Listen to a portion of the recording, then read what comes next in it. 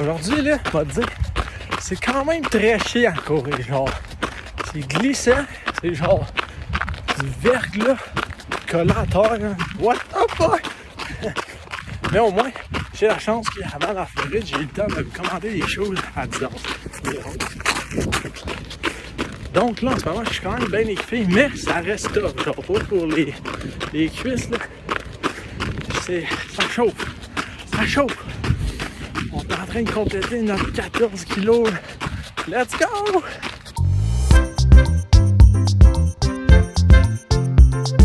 Quand je cours dans ces conditions-là, je me dis, après un certain point, je serais très bien sur cette piste d'athlétisme-là. Avoue, hein? Ça serait pas pire, ouais. Donc, bonjour et bienvenue dans cette nouvelle vidéo. Aujourd'hui, on va parler de comment manger intuitivement. Donc, manger selon ton feeling, comment tu te sens, penser à tout ce qui se passe dans ton corps, manger selon cette façon-là pour atteindre tes objectifs. Puis ça, c'est une méthode que j'utilise en ce moment, ça marche, fait let's go. Donc moi, mon approche aujourd'hui, l'approche que j'utilise en ce moment, c'est vraiment le juste milieu entre compter avec exactitude et précisément le nombre réel de calories que tu as consommé à chaque repas dans ta journée, puis juste gager, donc s'adapter selon notre niveau de faim, comment on se sent. Donc, c'est vraiment le juste milieu entre les deux idées. D'un côté, c'est compter toutes les calories, puis l'autre, ça va être manger absolument intuitivement. Puis ça peut être trompeur parce qu'on n'a pas tous le même niveau de faim. Puis ça peut avoir un effet sur le nombre de calories qu'on va ingérer. Donc moi, le juste milieu, je suis un enfant du milieu, fait que le juste milieu, ça revient souvent dans ma vie. J'aime ça, le juste milieu, genre combiner plein de styles, boum, boum, boum, boum. Le juste milieu. Aujourd'hui, c'est de ça qu'on parle, le juste milieu. Manger intuitivement, mais adapter cette alimentation, cette nutrition-là, cette diète-là avec comment on se sent. Moi, je trouve que c'est parfait parce que, tu sais, genre à un moment donné, compter toutes les calories, je veux dire, tu sais, la vie, c'est supposé être le fun. Si on commence à être trop pensé sur tout, ça ne laisse plus le temps de vivre. Puis, d'un autre côté, c'est ça, manger intuitivement, on n'a pas tous le même niveau de faim. Donc, ça peut nous tromper, puis ça va juste résulter on va peut-être pas manger le nombre de calories qu'il faudrait qu'on mange pour répondre aux objectifs qu'on a. Donc, comment faire ça? J'ai défini ça aujourd'hui en 4 étapes.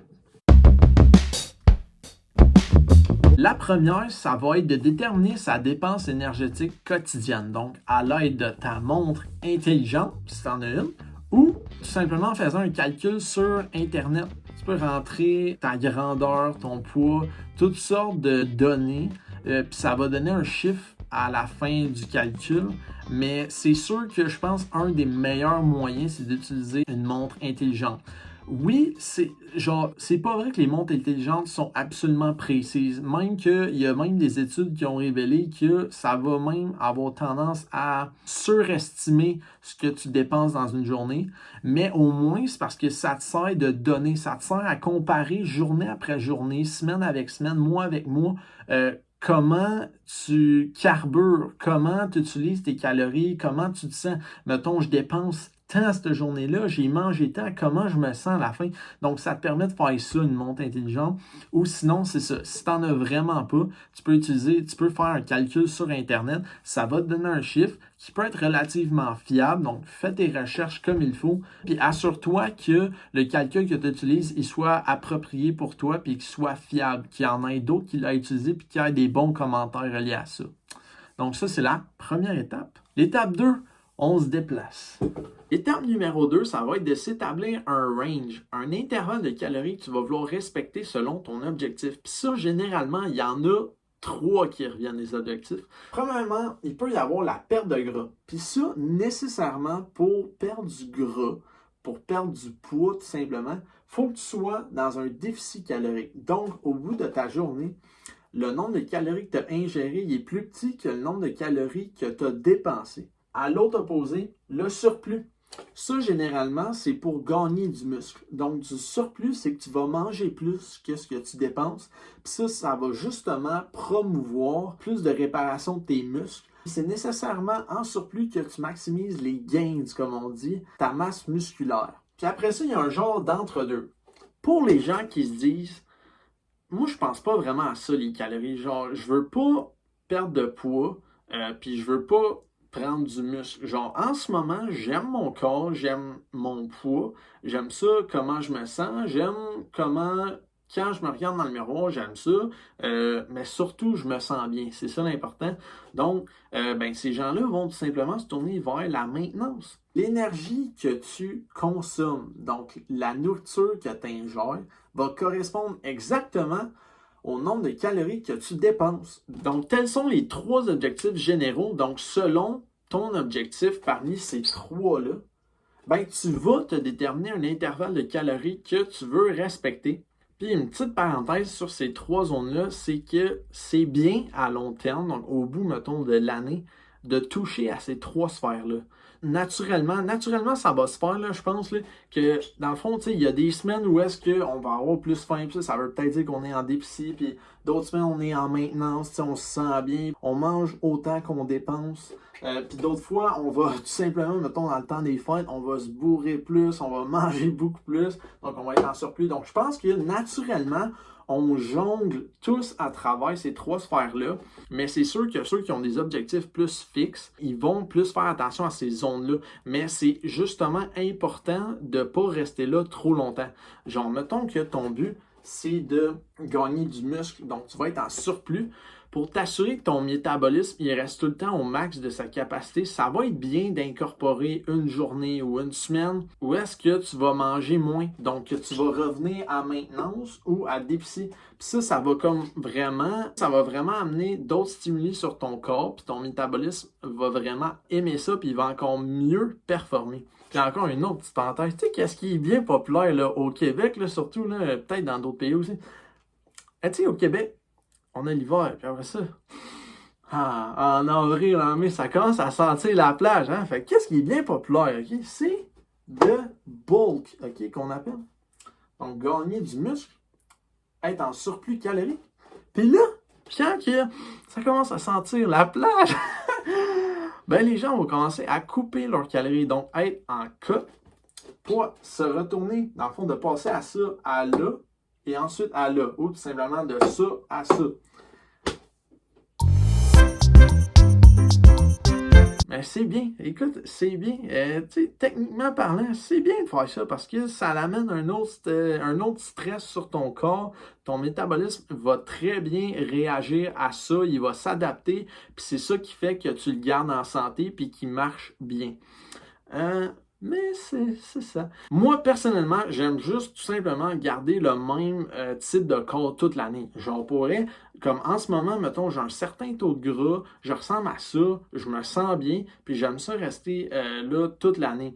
Puis naturellement, tu sais, je suis allé en Floride, naturellement, j'ai mangé plus quand j'étais en Floride. Là, quand je reviens ici, là, je suis un peu plus en déficit parce que, je le sens, là, en ce moment, là, j'ai un peu plus faim, mais je fais exprès parce que je veux vraiment, là, genre, revenir top shape pour quand je vais au gym, puis mieux me sentir. Puis là, dans peut-être une semaine, je vais revenir en maintenance. Donc, j'aime ça vraiment, là, jongler à travers ces 3 sphères-là. Puis c'est ça qu'il faut faire aussi. Donc, maintenant, retournons à la 3e étape. Ensuite, on arrive à la 3e étape où est-ce que c'est là que la partie intuitive arrive. Donc, après avoir déterminé l'intervalle de calories qu'il nous fallait pour répondre à notre objectif, là, on va commencer à apporter des petits changements selon la façon dont on se sent. Donc, c'est vraiment ça le point clé. Si, après quelques temps, tu te rends compte que ça ne marche pas, tu as trop faim, c'est là qu'il faut que ton objectif, tu le changes, puis que ton intervalle de calories, tu le changes. Mais grosso modo, tu arrives à ton objectif. C'est ça le but. Par exemple, moi, cet été, mon objectif, c'était surtout de courir. Donc, je faisais pas trop attention à la zone dans laquelle je me tenais. Mais je savais que, je mange quand même beaucoup de salade. Ça n'a pas beaucoup de calories. Donc, je savais que j'allais beaucoup me retrouver soit en maintenance, soit en déficit. Donc, mon objectif, moi, c'était surtout la course. Être capable que pour chaque journée que je cours, je sois en forme, je sois capable d'aller courir, puis que je veuille aller courir, que je sois assez nourri pour faire ça. Donc, c'est sûr que le soir, quand j'arrivais pour prendre ma dernière collation, mon dernier repas, puis que j'avais, me semble que j'ai plus faim que d'habitude, moi, bien souvent, je mange des granolas comme dernier repas, je rajoutais des granolas, je rajoutais du yogourt, je rajoutais un fruit pour vraiment m'assurer de bien performer la journée d'après. Moi, c'était ça mon objectif cet été. Je ne focusais pas vraiment sur les zones dans lesquelles je voulais pas bâtir du muscle. Moi, c'était surtout bâtir de l'endurance, m'assurer que je courais, que j'étais capable de faire mes courses. Donc, selon mon niveau de faim, moi, j'ajustais tout de suite. J'attendais pas d'avoir trop faim, de me priver pendant 2 jours, puis là, voir des résultats diminuer. Moi, je voulais être capable de performer à chaque jour. Donc, j'ajustais. Si jamais j'avais trop faim, je mangeais un petit quelque chose de plus qui reste santé, qui est le moins transformé possible, mais donc ajuster. C'est là que la partie intuitive a embarqué, puis cet été, j'ai vraiment pu tester ça, puis encore en ce moment, je fais ça, puis j'aime vraiment ça. Je trouve que vraiment combiner le fait de calculer un peu ses calories, puis à rajouter la partie intuitive, ça donne vraiment un bon mix. Puis avec ça, je trouve que ça te permet d'être performant, d'être dans la zone de ton objectif que tu veux être, puis de juste vraiment enjoy la vie, profiter d'aller au restaurant avec tes amis, de pas trop être sévère avec toi-même. Fait que vraiment, je trouve que c'est le juste milieu, là, c'est vraiment une situation parfaite en ce moment. Et la 4e étape, c'est tout simplement de mesurer, puis d'avoir une espèce de rétroaction sur ce qu'on vient de faire. Donc, selon le plan qu'on se détermine, nos objectifs, est-ce qu'on est content? Est-ce que j'ai trop faim? Est-ce que j'ai jamais faim? Puis comme j'aimerais ça, des fois, avoir faim. Il y a quelque chose de satisfaisant, des fois, à avoir faim, à attendre un repas. Donc, dépendamment de la sphère dans laquelle tu veux être, si tu n'es pas content, mais c'est sûr qu'il faut que tu t'adaptes, il faut que tu adoptes des changements. Puis, tu peux mesurer ça, dans le fond, avec des photos que tu prends de toi-même. Sinon, juste si on a fait recours à une montre intelligente, vraiment calculer à partir de ça, regarder les données. OK, j'ai mangé tel nombre de calories, puis là, je me sens comme ça. OK, je pense que je suis sur la bonne voie. Puis là, en plus, en comparant avec telle photo la semaine dernière, ouais, OK, je pense que je bâtis une meilleure masse musculaire. Donc, vraiment, je pense utiliser les différents outils à notre disposition, mais moi, je pense que les données montrées par une montre intelligente, combiné avec des photos, que ça, je pense, c'est grosso modo le meilleur indice. Ça donne un bon mix, puis je pense qu'ensemble, ça va juste vous permettre de bien mesurer ça, puis de savoir où est-ce que vous en êtes dans votre plan. Et après ça, tu passes à l'attaque. Hey kid, don't ever let them get inside your head. Then it's your chance to be ruthless.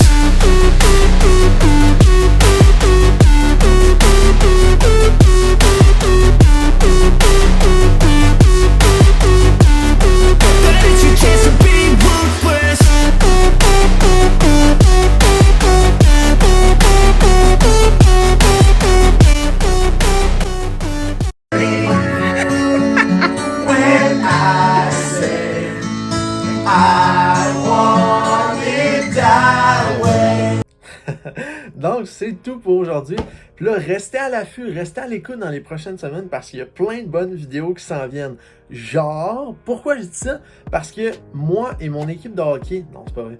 Mon équipe de hockey et moi, on vient de gagner le tournoi Juniora à Terrebonne. Puis là, il nous reste 2 tournois. Donc, je vais faire une vidéo pour chaque tournoi. Puis vous allez voir, je pense que ça va être drôle, vous allez aimer ça. On va gagner ces tournois-là. Je vais faire une vidéo aussi bientôt sur l'alcool. Puis la prochaine vidéo, donc la semaine prochaine, je vais faire une vidéo Day in Life. Donc toutes les étapes que je fais dans une journée. Je voulais refaire cette vidéo-là, ce type de vidéo-là, parce qu'on retourne à l'école. Là, on a eu la pause des fêtes. Puis là, cette semaine, je retourne à l'école. Vous allez voir, ça va être écœurant. Donc merci beaucoup encore d'avoir écouté. J'espère que vous avez apprécié ça. Puis on se dit à la semaine prochaine.